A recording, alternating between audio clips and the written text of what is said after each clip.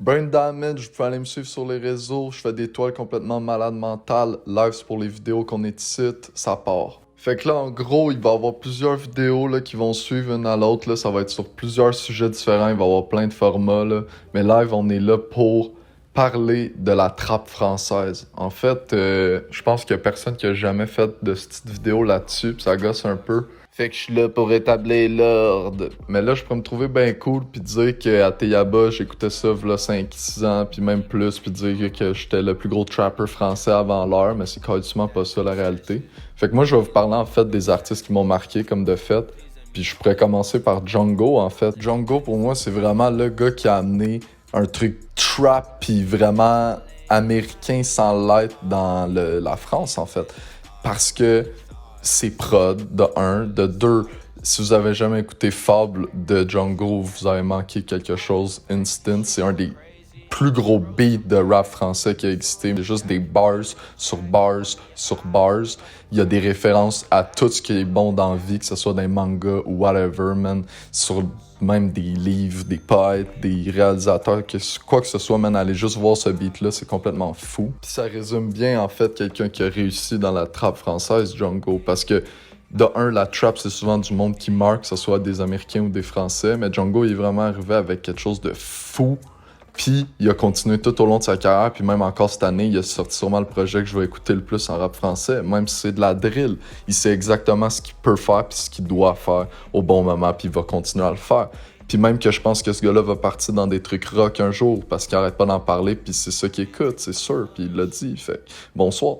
Merci. Mais ça, c'était vraiment la trap de base, on va dire. Puis là, après ça, t'as vraiment des gars comme Louvresval qui vont l'avoir amené à un autre niveau vraiment sick. Je vous conseille d'aller voir son nouvel album Étoile Noire qui est sorti v'là pas long. C'est ça, Louvresval, c'est vraiment un gars qui a amené la trap pop en France, la commerciale et tout, mais pas parce que c'est pour les enfants, mais vraiment parce que les beats sont des mélodies simples, catchy, qui pognent, mais tout le temps ultra tight. Puis même à part les mélodies, Louvresval, c'est le gars le plus tight dans ses flows. Il y a une variation de flow complètement incroyable, man. Il dead, point. Puis si jamais vous avez pas encore écouté ce gars-là, je suis sûr que vous allez tomber en amour, man, si vous aimez le rap français, là. Ou que ce soit la trap ou whatever, ou même si vous aimez le rap, tout court, vous allez adorer ce gars-là. Puis si on continue encore, à part Louvresval, man, je vois pas vraiment de meilleur gars dans son domaine. Mais si on change de domaine complètement, t'as des gars comme le 667 puis Lyonzon que je pourrais vous parler pendant des heures à quel point ils ont dead le rap français. Puis on va commencer de être live. Si on pogne Freeze Corleone, c'est sûr, là tout le monde connaît, là c'est cool, c'est le gros gars de la trap. On connaît c'est quoi la trap, on écoute Freeze. Non, c'est pas ça la trap nécessairement. Mais il va vraiment avoir amené avant tout le monde la trap drill de Chicago, man, avant tout le monde. Peu importe ce que le monde va dire, c'est le premier gars qui va avoir fait de la trap de cette façon-là, mais la plus real, en fait, puis la plus américaine, avant tout le monde, avec tout son groupe, en fait. Mais gars, tu sais, le petit con qui va te dire « Je connais la trap, j'écoute Freeze Corleone en 2020 », là, c'est parce que tu sais pas trop de quoi tu parles. Mais oui, c'est le premier gars avec son crew puis peut-être Lyonzon ou la RTT Clan dans ce temps-là, qui ont amené la trap française, faut le dire. Mais moi, je suis le premier à les aimer, mais gars, à un moment donné, écoute pas juste ça puis dire que tu connais le rap français tout court, en fait. Puis si on continue justement dans le même registre, complètement différent, mettons, que Freeze Corleone et tout, dans Lyonzon, t'as Saturn Citizen, qui sont deux gars, Azur et Bushi, pis d'où ces gars-là sont complètement fous, genre. Pis dans la trap, admettons, ils vont avoir amené de quoi de complètement différent que Freeze Corleone ou même un Louvre ou même un Django. Eux, ils vont vraiment avoir amené un truc plus SoundCloud. Puis là, par contre, si on va encore plus loin, on pourrait dire qu'il y a PNL qui l'a fait avant, puis bien mieux. Puis même là, en fait, PNL, est-ce que c'est pas le premier band qui a fait de la trap française? En même temps que Freeze, en fait. Puis même Ateya Boss, mais c'est pas ce que j'écoute, encore une fois. Mais quand même, faut dire que PNL, si on embarque sur ce cas-là, wow. PNL, c'est les gars qui savaient pas ce qu'ils faisaient, mais qu'au final, ils ont dead comme personne d'autre. Pourquoi? pour plein de raisons, en fait, man. PNL, ils ont amené la trap. Fait que, premièrement, tu peux dire « je suis le premier » parce qu'il n'y en avait pas vraiment avant. Deuxièmement, ils savaient sûrement même pas qu'ils en faisaient, d'ailleurs. Il y avait des flows de rap ultra techniques, tight, man, vraiment sick. Ces deux frères, t'avais sûrement déjà vu ça dans le rap, mais j'ai pas d'exemple live qui me vient. Français, du moins, je parle. Puis c'est fou, man, des frères qui dead, qui ont sûrement tous vécu ensemble, tu sais. Fait que c'est une fraternité folle. Après ça, t'as plein d'autres trucs pourquoi c'est fou. Après ça, ils ont changé complètement de style, même si c'était encore un peu de la trap, c'était beaucoup plus SoundCloud, justement, à ce que, comme j'ai dit tout à l'heure, Saturn Citizen a fait. Mais c'était pas autant SoundCloud que qu'est-ce que Saturn Citizen a fait, parce que PNL, c'était beaucoup plus... PNL, c'est juste autre chose, là, c'est de la musicalité, point. Là, ces gars-là dead n'importe qui a essayé de le faire comme eux, parce que si tu essaies de faire du PNL, tu vas automatiquement faire du sous-PNL. Ils ont créé leur propre engrenage, puis tu vas juste être moins fort qu'eux. Le seul shout-out que je peux faire pour continuer dans la trappe française, donner un autre nom, c'est Léo Roy, qui a fait un peu des beats comme PNL, mais pas vraiment, mais quand même très influencé, puis ça se sent, mais il l'a dead. C'est à peu près le seul gars que je peux vous citer. Pourtant, tu vas checker n'importe quelle interview de rap français, que ce soit du rap à la trap, à la drill ou whatever, n'importe qui va te citer qui écoutait du PNL, parce que PNL, ça l'a touché toute une génération, puis c'est complètement fou. Puis je suis le premier à l'écouter, puis un jour, je pourrais quasiment faire un épisode spécial.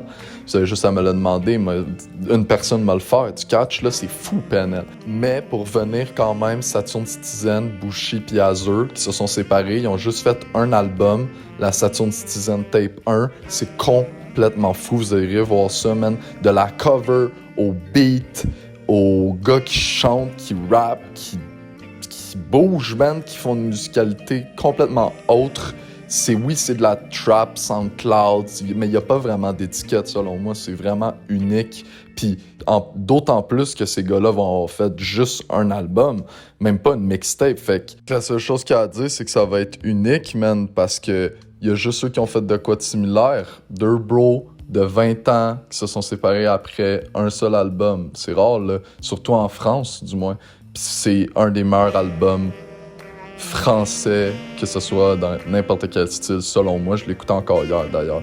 Là, on va faire un petit détour quand même, parce que c'est important d'aller voir en Belgique. La Belgique va vraiment avoir amené sa pierre à l'édifice. Il faut citer premièrement Gigi Kaba. C'est deux gros gars de la trap, man, qui ont toujours dig ce qui se passait dans le rap du moment. Fait que c'est ceux qui ont fait de la trap un peu aussi en même temps que tout le monde. Même en 2015, même temps un peu de PNL, puis tout, comme je disais. Fait que c'est pour ça que je les cite. Puis même moi, je l'ai écouté quand même plus quand j'étais jeune, mais c'est vraiment bon. Allez voir si vous avez pas vu Double Hélice 1, vraiment bon. Le beat Double Hélice, complètement fou, man. Sonorité malade. Surtout Jean Jass, man. Jean Jass, c'est un putain de beatmaker en plus, man. Ils ont créé High Finzerbe ensemble. C'est vraiment des gros gars, man. À part de ça, faut que t'ailles fucking voir Romeo Elvis dans le temps. Live, il paraît comme un esti de trou de cul. Moi, je m'en calisse. Si je te parle de sa musique, c'est un gars qui a vraiment amené une pierre à l'édifice. Un genre de rap, trap, mais vraiment décomplexé de blanc, man. Un peu à la Val, mais moins cliché, puis beaucoup plus touchant, mieux écrit, plus sombre. Vraiment malade, man. Allez voir Romeo aussi, là, dans ses débuts du moins. Là. Jusqu'à Moral 2 ou Moral Deluxe là, 2. Bon, un peu moins bon, mais moi je l'ai vu dans le show dans ce temps-là, c'était vraiment malade. Puis pour finir, c'est ça, il y a plein d'autres artistes belges que je pourrais parler, comme des Damso, des Hamza. Il y en a eu plein de bons, en fait, dans les années 2014, 2015, 2016, 2017, 2018. En fait, l'âge d'or un peu du rap français même, ou le deuxième âge d'or, on va dire, grâce à des Nekfeu puis tout au début, on va dire, qui vont vraiment avoir amené autre chose dans le rap français, toute partie de Hugo TSR. Mais j'aimerais quand même conclure le rap belge avec Jean Jass, avec son projet solo Goldman, qui était vraiment un de mes projets préférés dans le temps. Puis même encore aujourd'hui, en fait, il est vraiment insane. Je conseille vraiment d'aller voir, c'est des prods vraiment autre chose. Fait que c'est vraiment le fun. Vous irez voir ça, surtout pour les prods, les flows à Jean Jass, puis même les vidéoclips de Pas de problème, qui est un des meilleurs beats, encore une fois, de rap français. On va conclure avec notre trap québécoise, man. Puis avant ça, je voudrais quand même dire que je parlais que personne n'a parlé de trap, c'est pas tant vrai, mais la trap québécoise, ça c'est vraiment nasty. Je connais personne qui en a parlé, là, du moins sur YouTube. Puis je voulais faire un shout-out à mon gros gars, le règlement. Ce gars-là dead tout ce qui est vidéo autour du rap français, vous iriez voir. Ouais, c'est ça. Puis pour conclure, nous, notre petite trap québécoise, on a des gars. En fait, c'est un groupe qui va avoir vraiment amené la culture rap slash méga trap au Québec. Puis c'est Dead Obies, man. Faut que je les cite, c'est pas ce que j'ai le plus écouté dans ma vie, mais ces gars-là ont dead toute la culture québécoise moderne. Parce que avant eux, il y avait vraiment pas tant de gars qui croyaient pouvoir s'en sortir dans le trap slash rap québécois.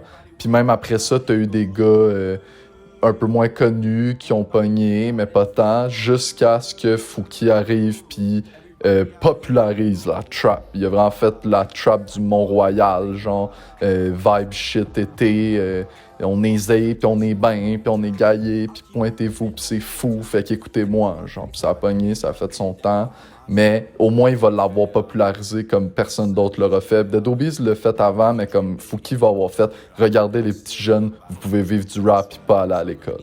Je vais pas parler de Loud ici parce que personnellement, Loud, si j'ai une chose à dire, j'écrivais mieux que lui à 2 ans. Fait que, gars, tout le monde va me hate dans les commentaires. Mais, gars, j'ai rien d'autre à dire sur Loud. Là, si vous l'aimez, écoutez-le. Là, si vous l'aimez pas, bienvenue dans mon crew. Mais sinon, merci de m'avoir écouté, dude. C'est ma première vidéo. Il va en avoir plein d'autres. Je suis sûr que je vais dead, man. J'ai besoin de votre force. Fait que likez, comment. Si jamais vous êtes des crinqués, vous pouvez venir m'acheter des toiles. Je fais des toiles complètement malades. Vous pouvez voir ça sur Instagram @braindamage. Dans le fond, je voudrais juste shout-out mon friend Playa Knight puis mon friend Xavier Marcel pour leur musique que vous avez entendue tout au long de la vidéo.